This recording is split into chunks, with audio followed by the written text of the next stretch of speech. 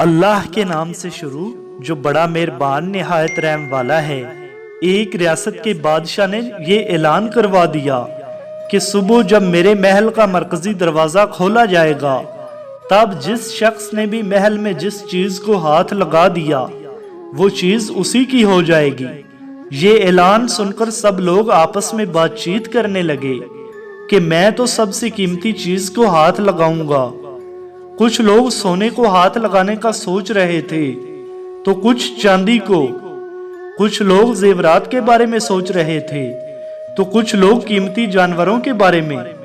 صبح جب محل کا مرکزی دروازہ کھلا اور سب لوگ اپنی اپنی من پسند چیزوں کے لیے دوڑے تو سب کو اس بات کی جلدی تھی کہ سب سے پہلے اپنی من پسند چیز کو ہاتھ لگایا جائے تاکہ وہ ہمیشہ کے لیے اسی کی ہو جائے۔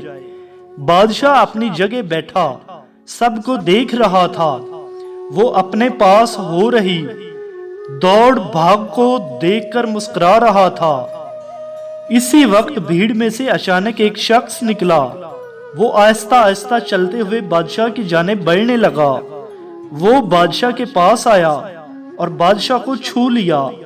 اب بادشاہ اس کا ہو چکا تھا اور ساتھ میں بادشاہ کی ہر چیز بھی اسی کی ہو گئی۔ وہاں ہزاروں لوگ موجود تھے، سبھی نے غلطیاں کی، مگر ایک شخص کو اس کی عقل مندی کی وجہ سے بادشاہ مل گیا تھا۔ ٹھیک اسی طرح ساری دنیا کا مالک بھی ہم سب کو ہر روز موقع دیتا ہے، لیکن افسوس ہم عقل کے اندھے لوگ بھی ہر روز غلطیاں کرتے ہیں۔ ہم اللہ کو حاصل کرنے کی بجائے اللہ کی بنائی ہوئی چیزوں کی آرزو کرتے ہیں۔ ہم نے کبھی بھی اس بات پہ غور نہیں کیا کیوں نہ دنیا کو بنانے والے مالک کو اپنا لیا جائے۔ اگر مالک ہمارا ہو گیا تو اس کی بنائی ہوئی ہر چیز بھی ہماری ہو جائے گی۔